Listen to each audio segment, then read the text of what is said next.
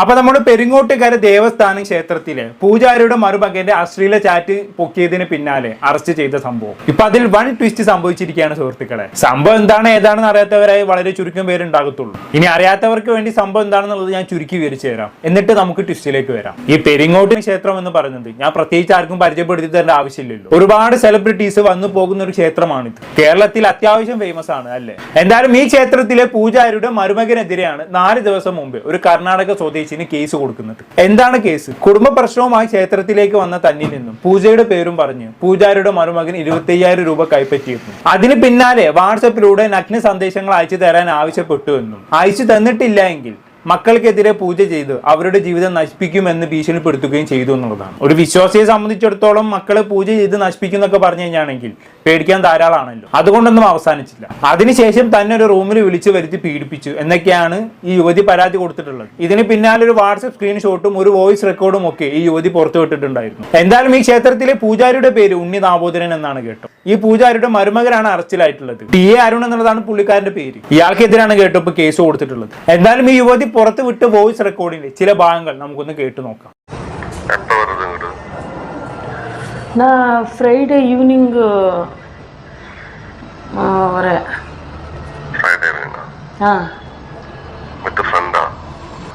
Friend ಅವರದು ಇಲ್ಲ ಇಲ್ಲ எனக்கு ரூம் எல்லாம் அங்கே தெரியாது. இங்க வந்திருக்கோ? ஆமா ஆமா. அப்போ ஒரு டே ஸ்டே பண்ணலையா? அங்கே எதுவுமே தெரியாது இல்லையா எனக்கு. எங்க ஸ்டே பண்றது? அந்த ஃப்ரெண்ட் எங்க கம்பெனியா? இல்ல இல்ல எனக்கு க்ளோஸ் ஃப்ரெண்ட் தான். க்ளோஸ் ஃப்ரெண்டா? குழப்பமில்ல. ഞാൻ വന്നാ കുഴപ്പമില്ല. நீங்க வரீங்களா?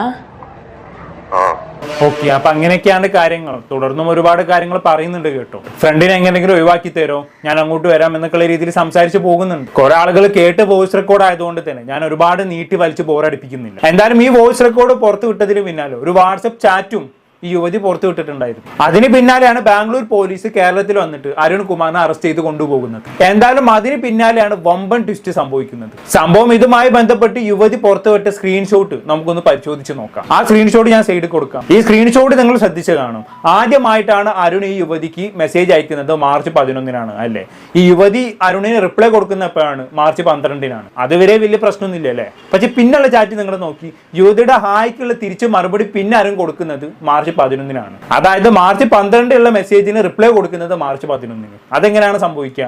ഇനി ഇവർ വലിയ ടൈം ട്രാവൽ എങ്ങാനും ചെയ്തു. അതിൽ നിന്ന് തന്നെ മനസ്സിലാക്കാൻ പറ്റും ഇവര് ചാറ്റ് റാൻഡ് ആയിട്ട് എഡിറ്റ് ചെയ്തതാണ്. പിന്നെ അതുപോലെ തന്നെ ഇവിടെ അരുണിന്റെ നമ്പർ കാണിക്കുന്നിടത്ത് ഒരു ഫോറിൻ നമ്പറാണ് കാണിക്കുന്നത്. അരുണുള്ളത് കേരളത്തിലാണല്ലോ, അപ്പൊ അവിടെ ഫോറിൻ നമ്പർ കാണിക്കില്ലല്ലോ. അപ്പൊ അതിൽ നിന്ന് തന്നെ മനസ്സിലാക്കാൻ പറ്റുമല്ലേ ഇവിടെ എന്തൊക്കെയോ ദുരൂഹതകൾ ഒളിഞ്ഞു കിടപ്പുണ്ട്. അരുണിനെ ഇവിടെ പെടുത്തിയതാണെന്നതിന് എല്ലാ ലക്ഷണങ്ങളും കാണുന്നുണ്ട്. എന്തായാലും അങ്ങനെ സംശയിച്ചിരിക്കുന്ന സമയത്താണ് ഈ പറയുന്ന അരുണിന്റെ ഭാര്യയുടെ സഹോദരി ഇന്നലെ മാധ്യമങ്ങളെ കണ്ട് സംസാരിക്കുന്നത്. ഭാര്യയുടെ സഹോദരി എന്ന് പറയുമ്പോൾ മെയിൻ പൂജാരിയുടെ മൂത്ത മകൾ. എന്തായാലും പൂജാരിയുടെ മകൾ ഇന്നലെ മാധ്യമങ്ങളെ കണ്ട് ചില കാര്യങ്ങൾ വെളിപ്പെടുത്തിയിട്ടുണ്ടായിരുന്നു. സംഭവം ഈ ദേവസ്ഥാന ക്ഷേത്രം എന്ന് പറയുന്നത് തലമുറകളോളം കൈമാറി വരുന്ന ഒരു ക്ഷേത്രമാണ്. ഇതിന്റെ പൂജാരികൾ എടുത്തു നോക്കി കഴിഞ്ഞാണെങ്കിൽ തലമുറകളോളം കൈമാറി വരുന്ന പൂജാരികളാണ് ഇതിനുള്ളത്. ഇതിന്റെ മുൻ പൂജാരി എന്ന് പറയുന്നത് ഇപ്പോഴുള്ള പൂജാരിയുടെ അച്ഛനായിരുന്നു. ഇനി അടുത്ത പൂജാരി ആരായിരിക്കും? ഇപ്പോഴുള്ള പൂജാരിക്ക് ആൺമക്കളൊന്നുമില്ല, അപ്പൊ മരുമക്കളിൽ ഏതെങ്കിലും ഒരാളായിരിക്കും അല്ലെ. അപ്പൊ ഇവിടുത്തെ അപ്കമിങ് പൂജാരിയാണ് ഈ പറയുന്ന അറസ്റ്റ് ചെയ്ത അരുൺ. പിന്നെ ഈ ക്ഷേത്രത്തെ സംബന്ധിച്ച് അറിയാലോ, ഒരുപാട് ഫണ്ട് ഒഴുകുന്ന ക്ഷേത്രമാണ്. കോടികൾ ഈ ക്ഷേത്രത്തിന് വരുമാനമുണ്ട്. മാത്രമല്ല പൂജാരിയായി നിൽക്കുന്ന വ്യക്തിക്ക് തന്നെ നല്ല വരുമാനം മാസം ഇവർ കൊടുക്കുന്നുണ്ട്. അപ്പൊ ചുരുക്കി പറഞ്ഞാണെങ്കിൽ ഇവിടുത്തെ പൂജാരി ആയി കഴിഞ്ഞാണെങ്കിൽ ക്ഷേത്രവും നോക്കി സുഖമായിട്ട് അങ്ങ് ജീവിച്ചു പോകാം. അത് മാത്രമല്ല ക്ഷേത്രത്തിലെ തന്ത്രപ്രധാനമായിട്ടുള്ള തീരുമാനങ്ങളൊക്കെ എടുക്കുന്നത് പൂജാരി തന്നെയായിരിക്കും. അതുകൊണ്ട് തന്നെ കുടുംബക്കാർക്ക് എല്ലാവർക്കും ഇവരോട് ഭയങ്കര അസൂയയാണ് എന്നുള്ളതാണ് പൂജാരിയുടെ മകൾ പറയുന്നത്. എന്തായാലും അങ്ങനെ പോയിക്കൊണ്ടിരിക്കുകയാണ്. കഴിഞ്ഞ സെപ്റ്റംബറിൽ ഇപ്പോൾ ഉള്ള പൂജാരിയുടെ അച്ഛന്റെ 101ാം ജന്മദിനത്തിന്റെ സമയത്ത് ഇവരൊരു തീരുമാനം എടുക്കുന്നത്. എന്താണത്? ക്ഷേത്രത്തിന്റെ കീഴിൽ ഒരു ഡയാലിസിസ് സെന്റർ തുടങ്ങാൻ പോകുന്നു. ഇതാണ് തീരുമാനം. പക്ഷേ ഈ തീരുമാനത്തെ കുടുംബക്കാരിൽ പലരും ചേർന്ന് അങ്ങ് എതിർത്ത്. അങ്ങനെ ക്ഷേത്രത്തിന്റെ മുതൽ നാട്ടുകാർക്ക് തിന്നാൻ കൊടുക്കേണ്ട എന്നും പറഞ്ഞിട്ടാണ് ഈ കുടുംബക്കാർ രംഗത്ത് വരുന്നത്. ഇതിൽ മെയിൻ ആയിട്ടുണ്ടായിരുന്നത് പൂജാരിയുടെ സഹോദരങ്ങളും അവരുടെ മക്കളുമായിരുന്നു. അവിടെ നിന്നാണ് പ്രശ്നങ്ങൾ ആരംഭിക്കുന്നത്. എന്തായാലും അന്ന് പ്രശ്നമുണ്ടാക്കിയവരുടെ പേരടക്കം പൂജാരിയുടെ മകൾ തുറന്നു പറയുന്നുണ്ട്. നമ്മൾ എന്തായാലും അന്ന് കണ്ടോക്കാം. അച്ഛന്റെ സഹോദരങ്ങളായ കെ.ഡി. ദേവദാസ്, വേണുഗോപാൽ, അവരുടെ മക്കളായ പ്രവീൺ, ശ്രീരാഗ്, സ്വാമിനാഥൻ, കാശിനാഥൻ, അവരുടെ ഭാര്യമാരായ രജിത, അനഘ, ചന്ദന, മഹേശ്വരി, വല്യമ്മമാരായ ലളിത, പ്രമീള, മിനി എന്നിവരെല്ലാം കുടുംബത്തിൽ വലിയ കോലാഹലങ്ങൾ സൃഷ്ടിക്കുകയുണ്ടായി. ക്ഷേത്രത്തിന്റെ മുതൽ അവർ പറഞ്ഞത്, ഞാൻ അങ്ങനെ തന്നെ കോട്ട്സിൽ പറയാണ്, ക്ഷേത്രത്തിന്റെ മുതൽ നാട്ടുകാർക്ക് തിന്നാൻ കൊടുക്കില്ല എന്നാണ് അവർ പറഞ്ഞത്. ക്ഷേത്രത്തിന്റെ ധനം, ക്ഷേത്രത്തിൽ 1 രൂപ ഭക്തൻ കൊണ്ടിടുന്നുണ്ടെങ്കിൽ അത് അവന്റെ വിയർപ്പിന്റെ വിലയാണ് എന്ന് ഞങ്ങളെ പറഞ്ഞു പഠിപ്പിച്ച ഒരു അച്ഛനാണ് ഉണ്ണി ദാമോദരൻ. അതിലൊരു ഭാഗം അവർക്ക് തന്നെ തിരിച്ചു നൽകണമെന്ന് ചിന്തിക്കുന്ന ഒരാളാണ്. അതുകൊണ്ട് തന്നെയാണ് ജസ്റ്റിസ് വി കൃഷ്ണയ്യരുടെ കയ്യിൽ നിന്നും മദർ തെരേസ അവാർഡ് അദ്ദേഹത്തിന് കിട്ടിയത്. ഒരുപാട് ചാരിറ്റി പ്രവർത്തനങ്ങൾ ക്ഷേത്രത്തിന് കീഴിൽ നടക്കുന്നുണ്ട്.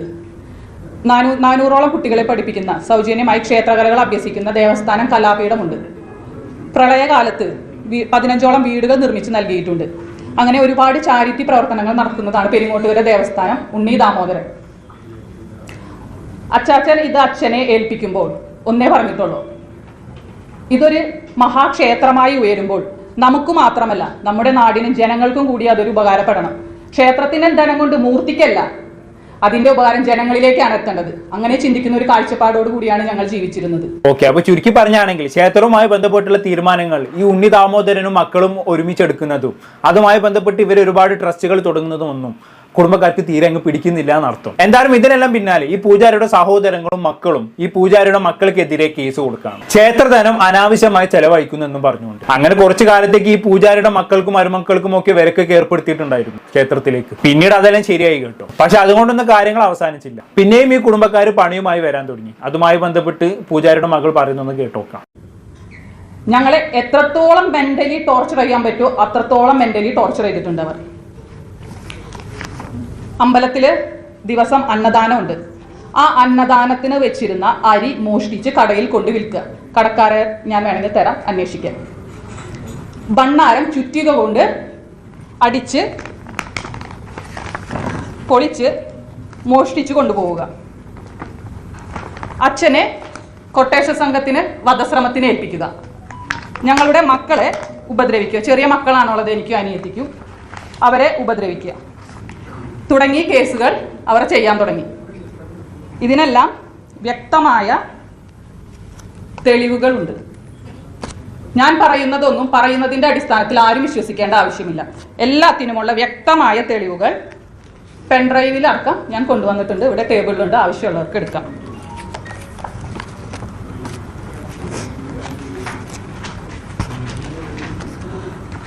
ഇതാണ് ഈ പറയുന്ന ആളുകൾ.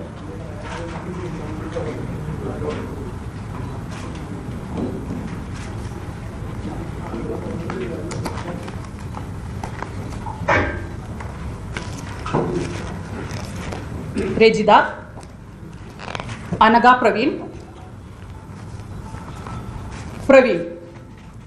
ഈ വ്യാജ പീഡന കേസിലെ മാസ്റ്റർ ബ്രെയിൻ.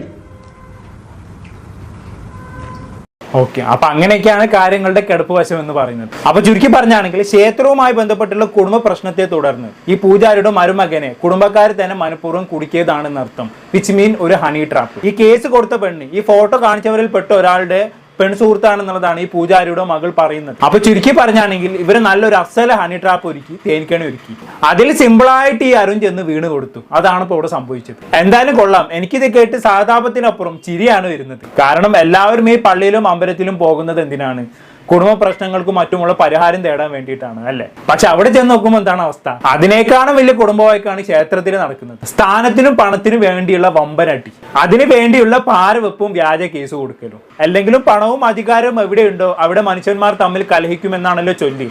അത് ക്ഷേത്രമാണെങ്കിലും പള്ളിയാണെങ്കിലും എവിടെയാണെങ്കിലും. എന്തായാലും കൊള്ളാം. വെറുതെ എല്ലാ ആളുകൾ പള്ളിയും വേണ്ട അമ്പലവും വേണ്ട എന്ന് പറഞ്ഞുകൊണ്ട് വീട്ടിലിരിക്കുന്നത്. പള്ളിയിലും ക്ഷേത്രത്തിലും പോയാൽ ഇതൊക്കെ തന്നെയല്ല അവസ്ഥ.